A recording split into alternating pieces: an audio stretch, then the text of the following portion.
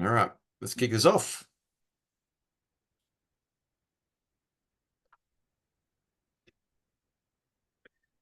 Hello, and welcome to the Vehicle Safety Research Group webinar, Used Car Safety Ratings 2024. For those of you who don't know me, my name is Jerome Karslake. I'm Director of the National Road Safety Partnership Program and its many activities. Next slide, please, Stuart. And it's my pleasure to be moderating today's webinar. If you're unaware of the NRSGP, please visit our website and register for our newsletter or follow us on social media such as our LinkedIn page. Today's webinar is going to go for approximately 60 minutes and discussion. We'll be drawing on sort of insights that's been feeding through it. You're going to see a lot of great stuff today. We're also recording the session and it will be shared on the NRSGP website and by an email following up once we've completed 24 hours time. As I touched on, we'd love to make this as interactive as possible. So please send your questions through by typing them into the question box. The chat box is also open and you can throw things in there. But our main aim is to use the question box so we've got a nice record of it all. So the used car safety ratings. So here's the Zoom functions as well. Please click on the Q&A and you can see we can put them in there. Next slide, please, Stuart. So the used car safety rating is made possible as part of the research program delivered by the Vehicle Safety Research Group. It's funded by 9 government agencies across Australia and New Zealand. And thank you to our members who are funding this. Today's webinar and the release of the used car safety rating relates to just Australia, and the New Zealand version will be released later this year. So over now to hearing about our presenter. So welcome, Stuart. Hi, Jerome. Hi, everyone. So for those of you who don't know Stuart, he is Director of the Monash University Accident Research Centre and also leader of the Injury Analysis and Data Team. He holds a PhD in Applied Statistics and is accredited by the Australian Statistical Society. So let's dive on in, Stuart. Thanks, Jerome. So just to give a bit of an outline of what we'll cover in the webinar today, first we'll talk about the research database on which the research has been based and is derived. We'll then give you a bit of a refresher as to what the used car safety ratings metrics are. So what do we measure as part of the used car safety ratings in terms of vehicle safety performance? We'll then go on to talk about the 2024 used car safety ratings presentation, including some of the subtle changes we've made this year, as well as some of the key highlights from the ratings this year. And then we'll go on to talk about some more general recent trends in vehicle safety, which come out of the used car safety ratings program as well. Throughout the session, as Jerome said, there'll be time for questions to be asked at key strategic points within the presentation. So without further ado, we'll kick off. To be able to estimate the used car safety ratings, we've put together a comprehensive research database based on real-world crash outcomes. The primary data source behind the used car safety ratings are crashes reported to police in 6 jurisdictions across Australia and New Zealand. The data we have for some jurisdictions extends as far back as 1987, and the most recent year of data that's been added is 2022. Of course, it takes a little while for the data to be finalised and to be processed for the used car safety ratings. So we usually run about 18 months behind in our launch as to what the real-time data that's actually available. The database is extensive. It includes 9.4 million vehicles involved in crashes. And amongst those, we have about 2.6 million injured road users that are injured to some degree. Having police reported data on its own is not enough to do the ratings. We also need to critically identify the vehicles involved in the crash to a reasonably high degree of precision. So to do that, we merged the police reported crash data with information from vehicle register snapshots that we get from the jurisdictions. We then have a process of decoding the VINs and make model codes in the vehicle register to come up with groups of vehicles that are relatively homogeneous in terms of their likely safety performance based on make model groupings at key junctures of updates in those make model specifications. To enhance this with information on the vehicle specifications, we have access to data from both a Red Book and Right Car in Australia and New Zealand, and some more fundamental information from the Road Vehicle Certification System, or ROVA system, run for certification of new vehicles by the Australian Commonwealth Government. So put these together, you end up a very comprehensive database on crash outcomes and vehicle specifications on which the used car safety ratings analysis is based. The database focuses primarily on light vehicles, so that includes regular passenger cars, SUVs, and light commercial vehicles, including utilities and vans. And we focus on those manufactured between 1987 and 2002, although some of the data does go back for vehicles manufactured as early as 1982. In terms of, as I said, to identify specific makes and models, we VIN code and look at the registered make and models to have homogeneous clusterings. And we compare that against external information for validation from those sources I mentioned. For presentation purposes and for study of the fleet generally, we actually classify the vehicle sets into 10 different market groups, as indicated on the slide here, and they're roughly consistent with the FCII's classifications published in the VFACTS data.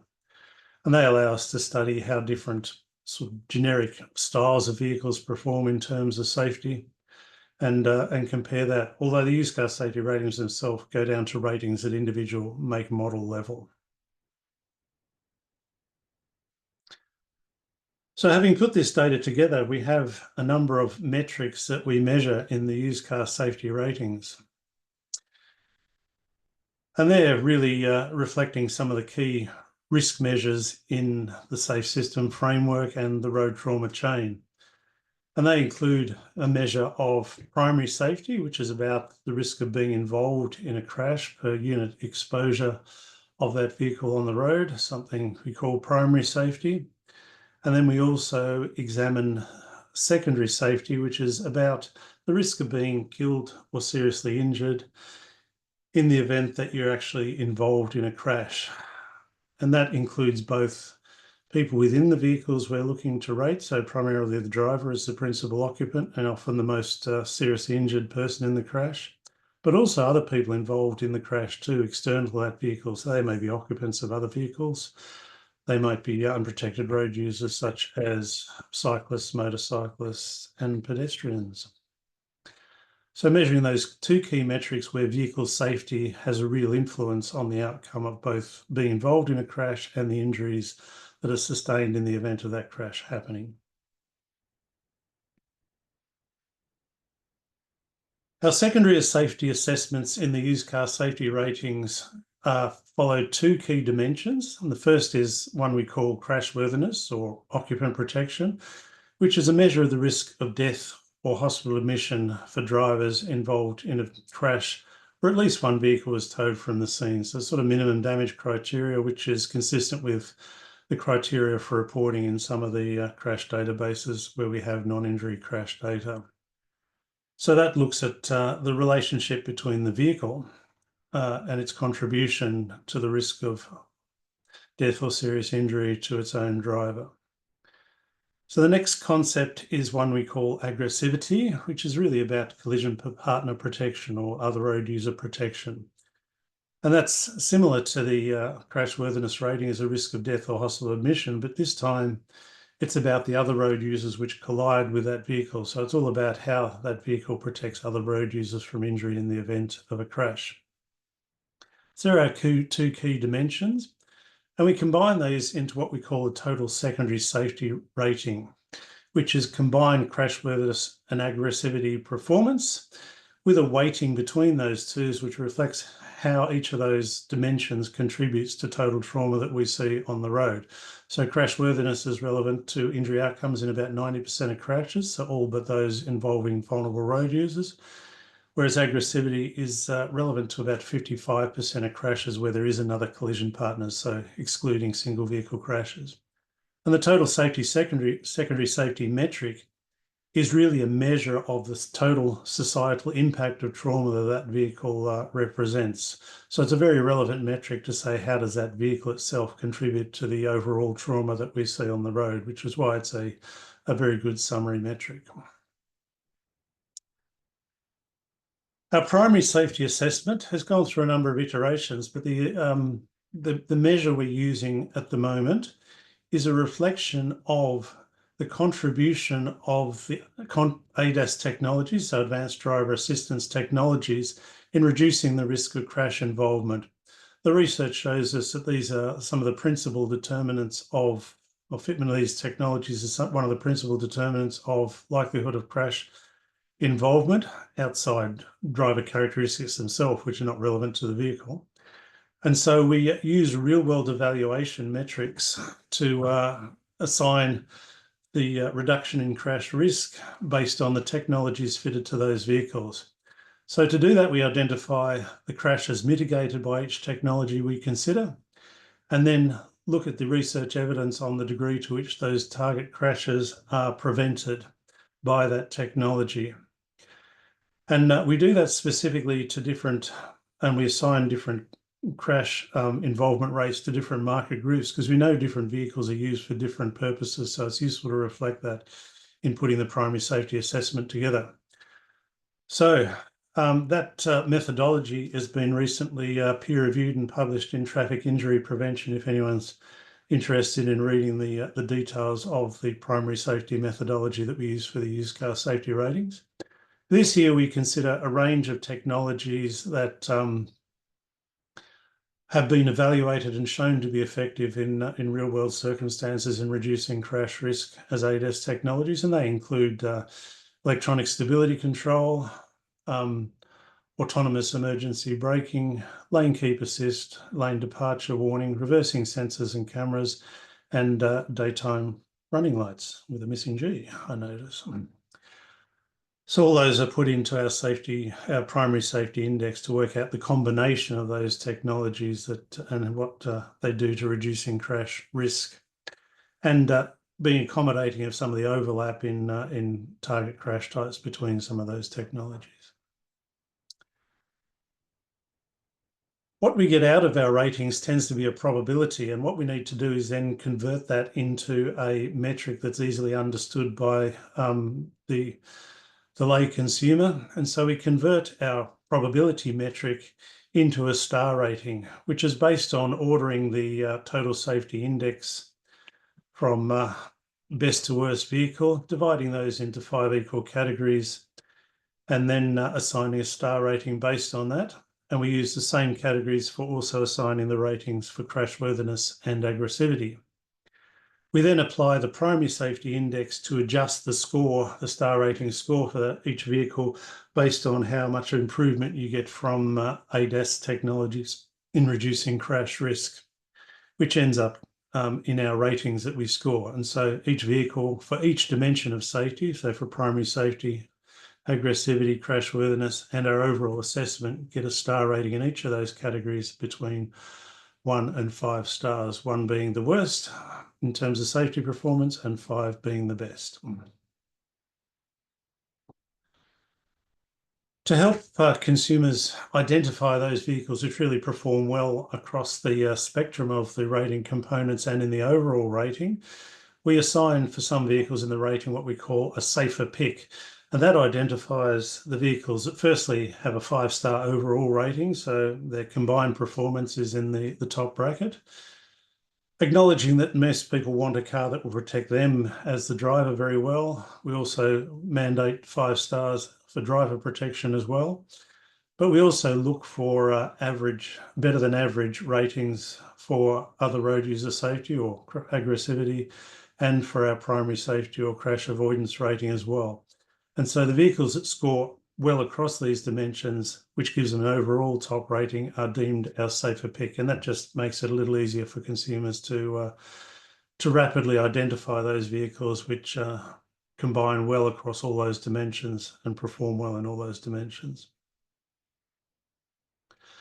So just a time for a quick stop now to see if we have any questions that people would like to ask or put in the chat, and take it. At the moment, we don't have any, but I have a couple, Stuart. So you mentioned ADAS, and you touched on a whole range of different technologies. Is ADAS, are those technologies the same and the same quality, same in each of the vehicle types that are captured? Well, ADAS, or as it's called, Advanced Driver Assist Technologies, they're not fitted to every vehicle, and the estimates we used are the ones based on sort of global assessment. So one of the things that's important for the used car safety ratings is to continue to evaluate the effectiveness of those technologies. So some of the newer variants are better than sort of the older incarnations. We'll be reflecting those. So each year we reassess the evidence on the technologies and integrate those into the primary safety index to make sure we've got the best estimates of the likely crash reduction due to those technologies.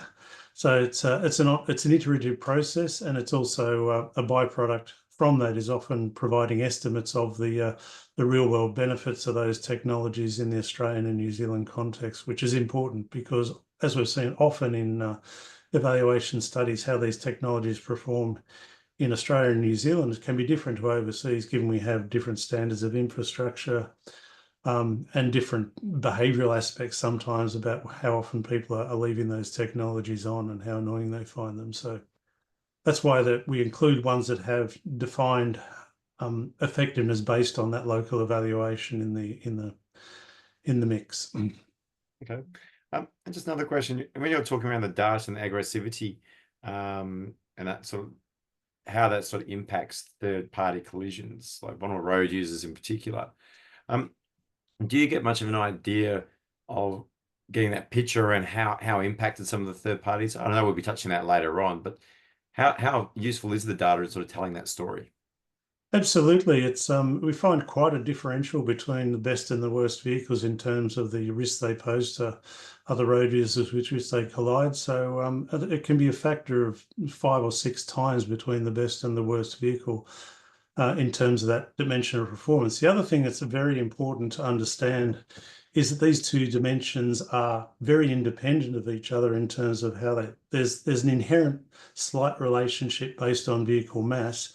But as you see through looking at the ratings, you can have vehicles that score really well in both dimensions, vehicles that score really badly in both dimensions, and some that score well in only one or the other.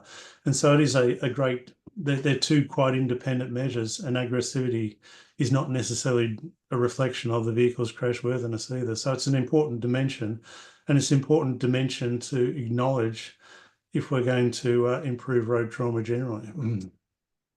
Excellent. I think that's a great segue now to get a bigger picture of how this all comes together. So let's move on. Thanks. So let's talk about some highlights of the used car safety ratings for 2024. Firstly, these are some of the subtle changes we've made to the ratings this year. So clearly, first is to include additional year of crash data from 2022. And what that allows us to do is both to rate more models of vehicles. So we have an additional 20 odd vehicles rated in the ratings this year, but it also allows us to rate the vehicles that have been rated previously more accurate. So we've got greater confidence in those ratings as well. We always have a criteria for accuracy or minimum accuracy for including vehicles in the ratings, which I'll get to soon. But the more data you have, the better estimates you have, and the more of the fleet you can cover as well. We expanded our primary safety index this year to include daytime running lights, which is the first time, based on a recent evaluation that MEARC did looking at the effectiveness of daytime running lights in Australia and New Zealand, which was published last year in the Journal of Safety Research. So again, it's an example of looking at that real world evidence and integrating it in the ratings to make sure we're reflecting the best current knowledge on effective ADAS technologies and encouraging people to buy that. Another change we've made this year too, and this is partly a reflection of the greater uptake of ADAS in vehicles in the crash vehicle population and the fleet generally, as well as the additional data we've put together, we've actually been able to make the criteria for a safer pick more rigorous. So whereas previously you had to have average or above, so 3, 4 or 5 star aggressivity and primary safety. This year, we've been able to tighten it to say, no, you actually got to be above average this time to get that safer pick. And we've still got a very good selection of over 50 vehicles within the ratings themselves that actually get that safer pick. So having 5-star overall assessment, crashworthiness, and above average primary safety and aggressivity. So I think that's a plus because it's, again, driving people into the safest vehicles. So to make the ratings, a vehicle typically has to have more than 500 real-world crashes involvement for each rated vehicle. In the brochure that you'll get a link to shortly, we can actually, we publish those vehicles manufactured since the year 2000 onwards, because that represents the majority of vehicles that are actually on the road driving around now. In Australia, our vehicles tend to last about 22 years on average on the road. So 2000 manufacture year vehicles on us gives us a 24-year window currently, which covers the vast majority of vehicles that people are actually driving. However, we do actually show ratings for those vehicles manufactured to prior to 2000, so from 1982 to 1999. Our performance criteria are set based on the vehicles in the fleet currently, so those manufactured from 2000 onwards. So when we put in the older vehicles, they all tend to score very badly anyway. So the vast majority are only rated 1 star. They pretty much don't have any ADAS technologies on them, but they're also being old, their secondary safety performance is generally poor too. So we put them in there for reference so people can look them up on a web-based search as well. But the brochure covers the vehicles that are relevant to most people that are looking for a used vehicle now. In order to draw a clear distinction between the NCAP ratings, which apply to new vehicles, and the used car safety ratings, which are really an assessment of how that vehicle is performing within the fleet once it's been purchased, we don't include ratings for vehicles that currently have an NCAP rating that's valid and are currently on sale new, just to make sure we have clear differentiation between the two programs, which are very complementary to each other in terms of driving vehicle safety forwards. NCAP is about new vehicles and raising the bar for new vehicles. Used car safety ratings is about seeing what's on the road, how it's performing, to advise people who are shopping in that second-hand market. And sorry, since short on that as well, when will be the cutoff period? What's the rating? When do they sort of sunset? NCAP ratings sunset at 6 years, I think. So the vehicles that are rated by the used car safety ratings tend to be about 5 to 20 years old, the majority of them that are relevant to people. But when we look at this, it actually covers about 74% of the vehicles currently on the road in Australia and New Zealand. So it covers the vast majority of popular vehicles. The remainder tend to be niche vehicles that are only seen on the road in small volumes. And so we don't have the real world data, so it's not possible to get an accurate rating for them. But some of the material I'll show you later, you can get a sense of understanding what age does in terms of vehicles and what different market groups, so you could make a general assessment. So I won't go through every single rating in the brochure because there's over 500 vehicles rated there. So here is a QR code you can scan and get a copy of the brochure and have a look through. Or if you Google Monash used car safety ratings, it'll take you to various links to find a copy of that brochure to have a look through yourself. But each of the vehicles is rated. You see the overall rating as well as the rating for each of the 3 dimensions that comprise the overall rating: primary safety, crashworthiness, and aggressivity. So you can check those cars. Some of the good news is that there's many good vehicles, so many safe and affordable vehicles that you can actually find in the ratings. And in cost of living crisis and for people who are shopping at the bottom end of the market, and particularly novice drivers buying their first cars or being helped to buy their first cars with their parents, are often shopping at the older end. There's a lot of good, affordable choices that you can find that score, in fact, 5-star rating in every category. So these are not just the safer pick, these are the cream of the safer pick as well. So in the small vehicle class, whether it be small cars or small SUVs, there's a few vehicles there. that perform particularly well. A lot of them very accessible and very affordable, particularly in the small car class. If we move up a class, again in the sort of medium passenger vehicle and SUV class, a number of very commonly available popular choices at various price ranges as well. When you hop in your next taxi or Uber, you can feel very safe. It's typically a Camry that's they're covered there. And of course, even if you're after something a bit larger there's many options there, although larger vehicles are becoming less popular in the fleet, so becoming a little harder to find. But I think the key message is that across just about every market group, you can find something that suits your purpose and price range, and many of them available for under $10,000 and quite a few more in the sort of $10,000 to $20,000 bracket, which makes them relatively affordable for people looking for a safe car. So we won't go through all of them here, but encourage people if they're wanting to look at their own car, or if they're thinking about a newer vehicle, to go to the brochure and the ratings and have a look through and see how that vehicle performs, to make an informed choice on the likely safety performance of that vehicle. I think as a generality, if people are looking for a generally safer vehicle, that newer vehicles do tend to be older. If we look at our total safety index, it shows that the risk of being killed or seriously injured in a crash involving a 2022 model vehicle is about 33% lower than crashing in a 2002 model. So even in a 20-year time period, the improvement in vehicle safety has made quite a significant benefit to overall road trauma that we've seen in the community.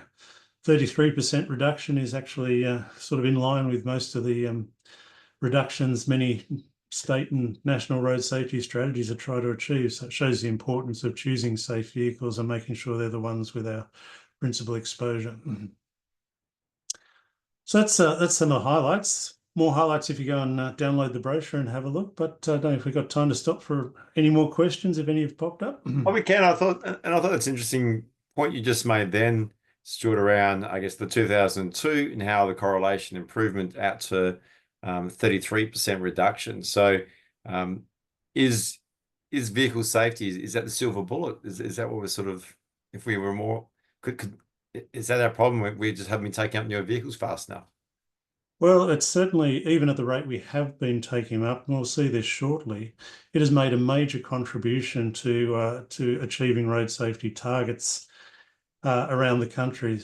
I don't think you can underestimate that. And from other work we've done looking at strategic modelling, we've found that often vehicle safety improvements have offset the increase in exposure from increased travel and population, so we can actually keep our road trauma trends under control and introduce other things to create benefits. I think it's fair to say if we hadn't had the improvements that we've seen in vehicle safety in the last couple of decades, we would certainly be well worse off in terms of the trauma we're currently seeing on the road now. So it's been a really important gain. But as we'll see in the next set of information, and a nice segue to it, there's probably more we could have been doing as well. And so I think that's it's important to acknowledge that we could get greater benefits if we're doing better, and not just more newer vehicles in the fleet, but also perhaps some smarter choices as well in terms of what we bring into the fleet. Nice. I know this is a hypothetical one. Do you see that continuing, this sort of benefit, again, another 33, do you think over the next sort of 20 years we'll continue to see that? Well, that's a very good question. And I think some of what we'll see in the next section will explore some of that and perhaps raise some important questions about where we're going in that dimension as well. Because I think we would hope yes, but I think the answer is not necessarily. Let's dive on into the next section. Excellent, thank you. So one of the important things the Vehicle Safety Research Group and the Used Car Safety Ratings Program generally allows us to do is actually evaluate the broader performance in the fleet in how well it's improved in terms of its safety, and monitor those trends. And that's really important because obviously we have programs like NCAP helping us to focus on improving the safety of the vehicle fleet, but this offers an opportunity to go back and actually evaluate how well our various programs in improving vehicle safety have actually worked in improving the safety we've seen. So one of the first things we look at is how has occupant protection performance improved. So this chart shows our crashworthiness metrics by the year of vehicle manufacture. So our metric is the for a crash involvement, what is the risk of being killed or seriously injured? So you can see back in the 1960s, for every 100 crashes, about 8 or 9 of those actually resulted in a death or serious injury, so nearly 1 in 10. Fast forward through to the last decade, and that figure is now down to about 2%, so about 1 in 50. So you can already see that we've, through that time period, we've reduced total trauma from road crashes through smarter vehicle design by about 75%, and that's significant. And partly that's been through targeted introduction of Australian design rules for vehicle safety standards, but also I think the key consumer programs like NCAP have had a real impact on improving the focus of both manufacturers and the community on choosing safer vehicles. But in reference to Jerome's question before, what is happening, you can see there's a bit of a concern that we're starting to plateau in occupant protection performance. From about 2014 to 2020, we actually saw very little improvement, which is a real concern. So the question is, well, why is that happening? And I think we'll start to explore that soon. The last couple of years that we have data for have suggested some improvement. So it'll be very interesting to keep monitoring that and see if we're back on a downward trajectory again or not.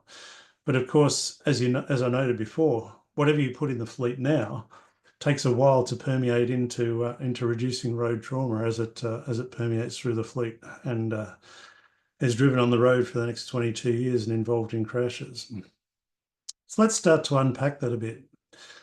Let's firstly, when we look at the different market groups, it's not only different vehicle makes and models that perform well. On average, market groups have different performance in protecting their occupants. Part of that is due to mass. So the heavier the vehicle, the less crash energy it absorbs in a crash with another vehicle, and so the safer it tends to look. And we certainly see those in these trends. So you see, as vehicles get larger, they tend to get safer, and that general trend is borne out here, which is encouraging. But I think, but we've seen that relativity perhaps change over time as well. So here it shows you that chart, but sort of broken down into different decades of vehicle manufacture. So I think there's some interesting trends here. We can see particularly small SUVs, which were sort of less popular in the 80s and 90s, but we've seen a great improvement. They were one of the worst class of vehicle to be to protecting their occupants back then, but they've improved quite dramatically. But it's also interesting to see, even if we look at the current trends, the safest types of vehicles we have on the road for occupant protection are still sort of regular passenger cars, large and medium cars. Particular note is the poor performance of the very lightest class, and that's been a consistent throughout time. And so that's a real concern that we've still got poor performance in those vehicles on the road. But generally, the sort of relativity has stayed roughly similar, reflecting that the mass issue. It's interesting, though, because that's across all crashes. When we start to look at different types of crashes, we start to see some differential. And so the previous chart was an average across all crashes. But if we look at single vehicle crashes specifically, we see that order changes somewhat. And it shows you some of the difficulties we have in single vehicle crashes, where here mass doesn't make such an issue. This is really reflecting good design and good energy management in a crash. And here we show some, well, again, small SUVs are problematic. But the other thing we notice here is some of our commercial vehicles really aren't, and larger SUVs aren't performing well either. And that's an interesting concept because single vehicle crashes are quite prevalent, about 45% of the total crash population in Australia and New Zealand.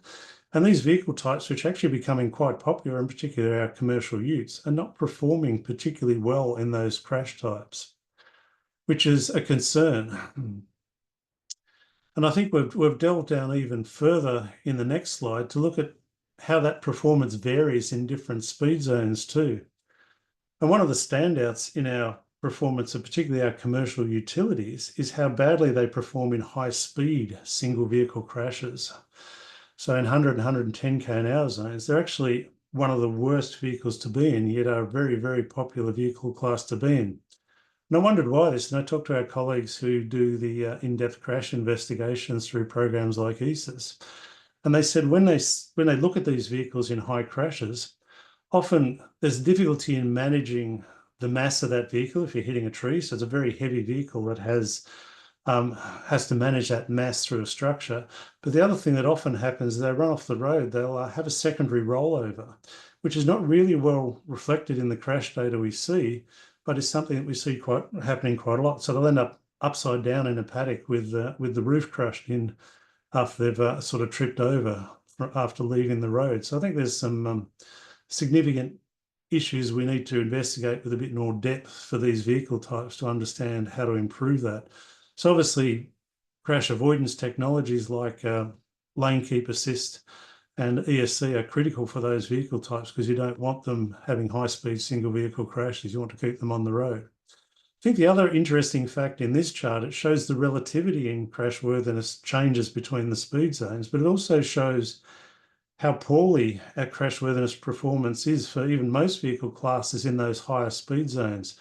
So that really talks to the need for a system look at these crash issues, because even in higher speed outer urban type areas, 80 km/h zones, the occupant protection that these vehicles are providing is actually much worse than we would anticipate. So it shows that speed management and environment are actually causing a problem as a systematic issue for vehicles in those higher speed zones. So looking at how to manage the environment and infrastructure in those roads is actually highlighted very clearly in these figures. Not so much a problem in lower speed urban type zones, but when you get the speed higher, the vehicles start to struggle a lot in protecting people in high-speed single vehicle crashes. And for some vehicle types, they start to perform very badly because they're potentially tripping over or having difficulty managing high mass. So that's something I think it's worth keeping in mind, that vehicle safety is important, but it has to be supported by appropriate speed limit setting and infrastructure management so we don't get this. Because you notice here where our average injury risk is about 3 times higher than it is in our lower speed urban areas. And remember that most NCAP testing and crash testing for regulatory purposes only happens in these lower speed zones, and we see that being managed well. But once we get beyond those design parameters, things start to go badly for us. So I think that's a clear message we get from this more in-depth analysis of the real world data. And to look at some of the vehicles that are performing badly and say, well, what's going wrong here? But also concerning because these are becoming such popular vehicles as well. Also interesting to look at vehicle-to-vehicle crashes. So this is a bit of a spaghetti of a diagram, but it shows you what is the crash worthiness of these vehicle types when they're hit by these other vehicle types. And here it's where we start to see the aggressivity and mass effects coming out very strongly. So it's not just heavier vehicles, because we notice that our crash worthiness or our occupant protection for most vehicle classes is not that bad when they're hit by a regular passenger car. But when we're being hit by these larger, taller, stiffer, more aggressive vehicles, so our commercial vehicles and our very large SUVs, this is when the problems start to occur. So the injury outcomes in these crash types for a lot of our vehicles is very poor. So it really highlights the aggressivity issue problem with these vehicles. They're often built on ladder chassis. They're very poor geometry, very stiff frontal structures, and they're causing a lot of drama for other vehicle occupants in vehicle-to-vehicle crashes as well. So that's another thing to keep in mind. And it was very interesting looking at saying, okay, if we looked at vehicle-to-vehicle crashes and we thought about what if we all drove the same sort of vehicle? Because one of the things to notice here, for example, is if you're driving something like a utility, one of the worst things to be hit by is a utility or a large SUV. So what if we homogenize the fleet hypothetically? What would that do? And so we did an analysis, and this actually shows that if we were to have a homogeneous fleet, the homogeneous fleet, which would have, based on its occupant protection and its protection of other road users, the best vehicle type to have would actually be a medium passenger vehicle. And if we compared that to if we all drove utes or dual cab utes, total road trauma in those vehicle-to-vehicle crashes would be about 70% higher. So it shows there is a compromise in some of these vehicles in terms of how they perform. The other problem class would obviously be if we had a vehicle fleet composed entirely of light vehicles, because they're so poor in occupant protection. And it's apparently not just in vehicle-to-vehicle crashes, it's also in single vehicle crashes. That'd also be a poor compromise because there's less survival space and those sort of issues that come in there. And even if we compared it with the current average, I think if we all went to driving something like a four-wheel drive ute or a dual cab ute, we'd increase road trauma by about 30%. So it does actually highlight clearly that the type of vehicle we choose to drive and its holistic performance can actually have a significant impact on overall road trauma.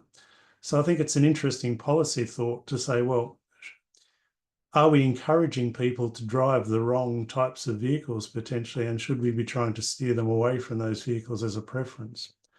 I don't know what necessarily the answer is to that in terms of a policy decision, but I think it's an interesting analytical outcome that begs a bit further thought in that line.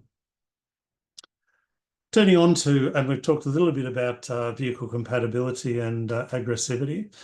It's interesting to note that while we've seen fantastic improvements in aggressivity trends, in crashworthiness trends in our vehicle fleet due to our Australian design rules and consumer programs, we've actually made no headway in improving vehicle aggressivity.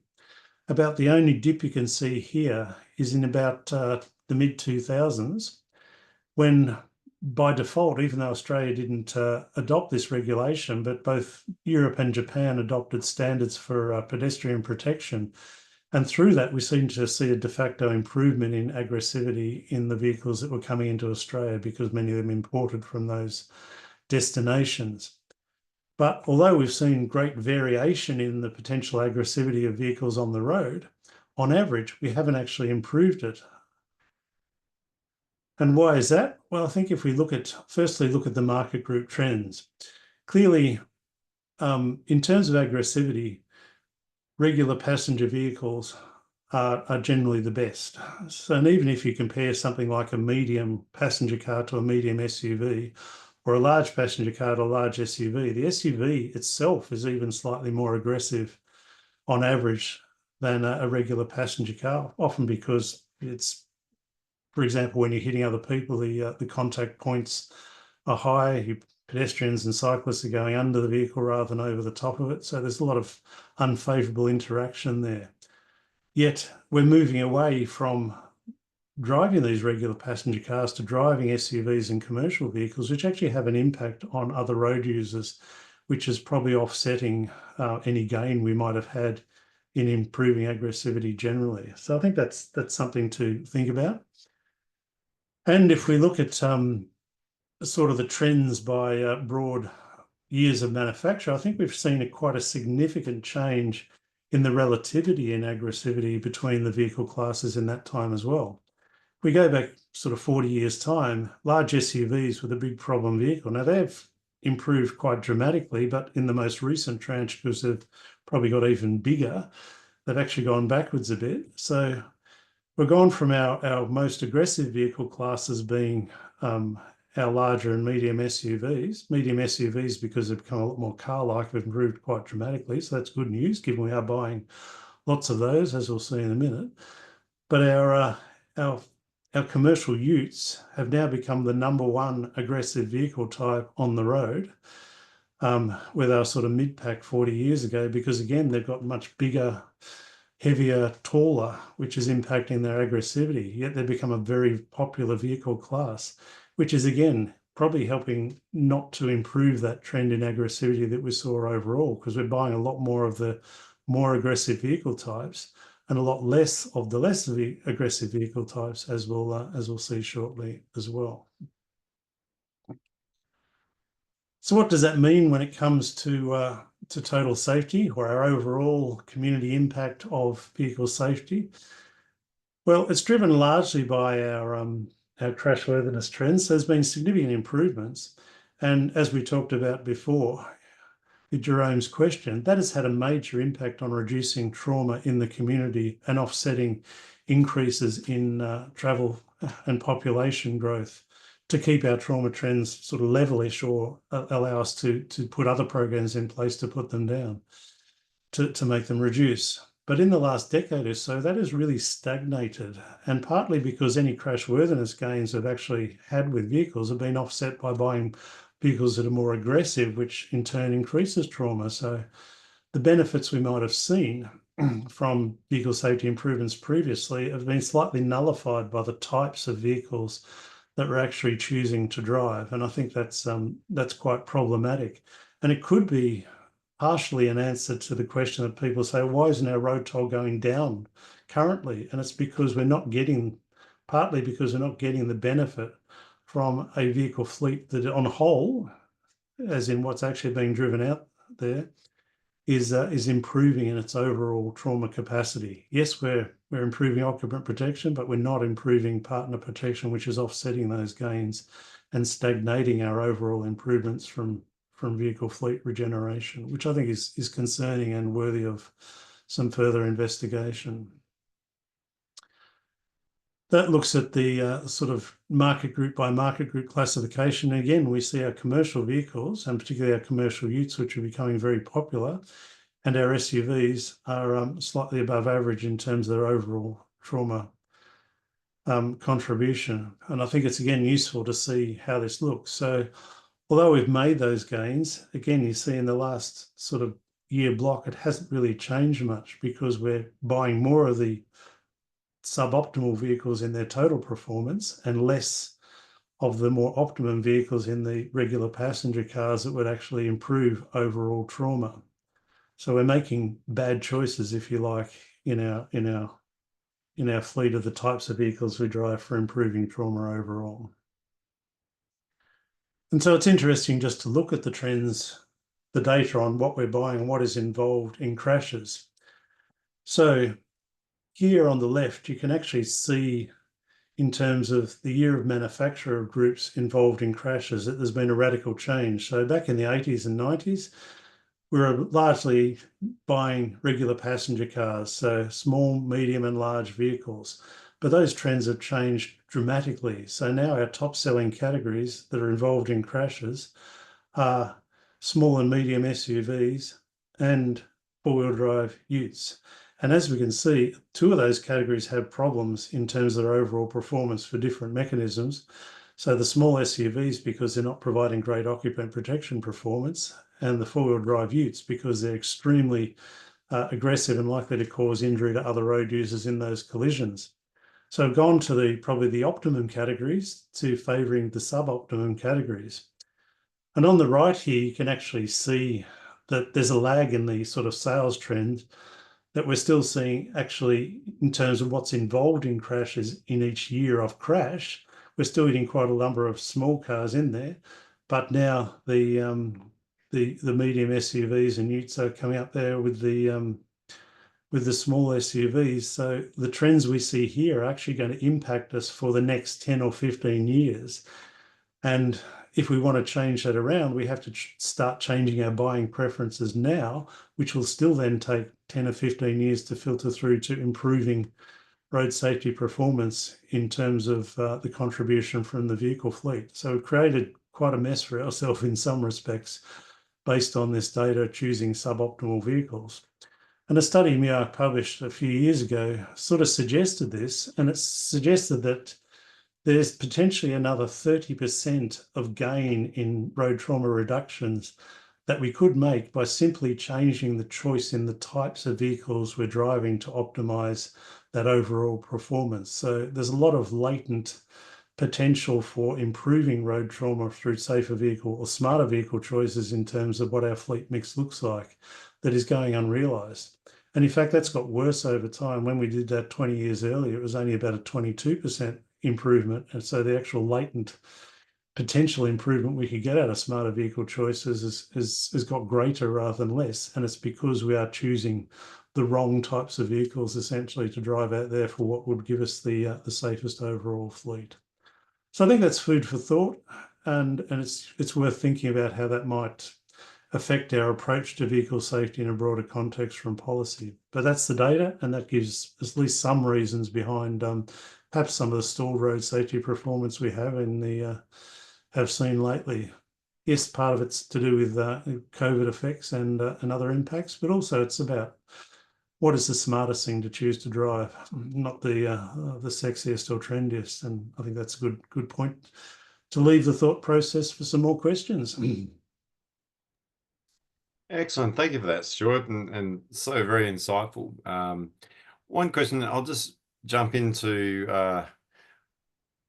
the impact of electric vehicles, because you touched on how mass plays a big role, and that sort of reflects back on some of the largest sort of vehicles, and electric vehicles with the batteries way more. I haven't got any of them sort of popping in the data at the moment, but what do you think? What's your sort of projection of how that's going to fit into the equation? It's interesting to think about, actually, because as you can see, a big part of the problem we have with aggressivity is vehicle geometry. So it's less so the weight of the vehicle and more the types of geometry that you're hitting it. So it's a combination of the two in reality. So the good thing I think about electric vehicles, a lot of them are reverting to the more regular passenger car type design. So the most popular electric vehicle in the Tesla Model 3, and to a lesser extent the Tesla Model Y, are presenting as sort of more regular passenger car shapes. They're lower, they're rounder, so they've probably got better geometry for compatibility. And even a Tesla Model 3 it's not excessively heavy. It's about 17 to 1800 kilos, which is much less. And this is where you point to for example, the dual cab ute as a problem. Most dual cab utes now weigh 2.3 to 2.5 tons, which is incredibly heavy compared to the fleet average, which is partly why their aggressivity. So I think many of the electric vehicles, although they're heavy, they're not ridiculously too heavy. That obviously, if we go to electric light commercial vehicles, that's going to be another issue in itself. But electric passenger cars, I think we're going to get gains through better geometry. They look more like regular passenger cars, many of them. But again, it's making smarter choices within that as well. So if we've got weight penalty, we need to do better with compatibility in design and geometry as well. And tall, bluff vehicles are particularly problematic for unprotected road users. We know that. So moving back to a more passenger car shaped and aerodynamic design, because aerodynamics is very important for electric vehicles to maximize range, might actually have some better spin-off benefits for compatibility and aggressivity as well. So it's something we wait to be seen. I think the first Tesla nearly made it into the ratings this year, so maybe we'll make it in next year. And as the popularity of electric vehicles increases, although we have plateaued a little bit recently, I think we'll be able to see more of them coming into the ratings and get an understanding of what electrification might mean for safety performance of the Australian fleet. But what some of these things do point to as well is the importance of ADAS technologies to actually reduce those crashes. Now, I think everyone's sort of really focused on ADAS as being the silver bullet for improving vehicle safety, and it certainly is. But I think the other thing that the real world analysis shows you is the relativity here, that the difference in risk between the best and the worst performance in terms of crashworthiness and aggressivity is between a factor of 6 and 10, or 6 to 10 times worse in the worst vehicle versus the best vehicle. Yet when we look at ADAS and how it's performing on Australian roads, even the full house combination is really only reducing crash risk by about 20%. Now, that will improve as the ADAS technology matures, but also we need to think about supporting ADAS better with the road environment through better line marking, better speed signage. All those things will help improve the benefit we get out of ADAS, but it really needs, again, a system thinking type approach to say we need to have the infrastructure that supports the vehicles. And as I talked about before, particularly in high speed areas where you don't want to crash because you can see the poor outcomes there. And to make sure those ADAS technologies are effective as possible in those higher speed areas, so we're not having the crashes to draw on the secondary safety performance of the vehicle in the first place. But in urban areas, it's tricky because obviously there's a lot more vehicle-to-vehicle interaction and the aggressivity problem. So we have to have technologies that are good at avoiding those vehicle-to-vehicle crashes as well. I think things like AEB are advancing, so they're effective in more situations. So hopefully we'll see additional benefits in the future, but there's still, again, a lot of latent potential we could be capitalising on in the vehicle fleet by improving those technologies and making sure they're as widely available as possible. Thanks, Stuart. Easy question for you here, and also a nice compliment. Great question. Sorry, great presentation, I should say. Does a small hatchback qualify as a small light vehicle? Yes, though there is a difference between a small SUV and a small vehicle. And this is partly, I highlighted this, an SUV is always slightly more aggressive than a small light car. So a small hatchback like a Corolla or a Mazda 3 or something like that is a small vehicle. Yet its sibling like a Mazda CX-30 or a Corolla Cross is an SUV. And always the SUV is slightly taller, so you've got slightly less favourable geometry for unprotected road users and potentially for other drivers. And they're also slightly heavier too, which will also increase their aggressivity. So it's why it's important to differentiate between sort of regular passenger car and an SUV. And it strikes me as odd as that we think an SUV is always a better option. And often people report, oh, it's easy to get in and out of, it's easy to see out of, but it is those attributes inevitably compromise our overall safety performance too. So in some respects, it'd be better if we didn't all want SUVs, we went to go back to regular passenger cars to actually improving the overall safety of the fleet. And that's just the reality of what we see in the data. Yet trends are forcing us in the opposite direction. It's actually getting harder and harder to buy a regular passenger car. It's almost impossible to find a medium and large car now in the fleet. There's rarities like the Tesla Model 3 and the Camry sort of dominate medium vehicle sales, but large vehicle sales almost don't exist anymore. They've disappeared, yet they're a great compromise in many areas. Thanks, Jordan. Question here from Michael. Do you have any statistics showing WA's V's what you've shown? No, I guess each jurisdiction will have a slightly different fleet mix, but I think they're not so different that the general trends we've talked about won't apply in most jurisdictions, because a lot of it's actually being driven by what the market is demanding and hence what has been put on sale. And for things like commercial vehicles, so dual cab utes, for example, it's also been driven by things like business and tax concessions that you get with them as well, and they don't differ from state to state. So you find a lot of the same trends. Even in New Zealand, you go on the popularity of dual cab units at the expense of regular passenger cars is also prevalent there too. So I don't think you'll get a vastly different answer. There will be some subtle shifts and subtle differences, but I think the general message of what we've seen today applies almost equally everywhere. Just drawing on that comment you made then, because you spoke about the power of policy earlier and policy creating the right buying habits. Are there policies which are affecting, do you think, road safety at the moment that are having a unintended consequence?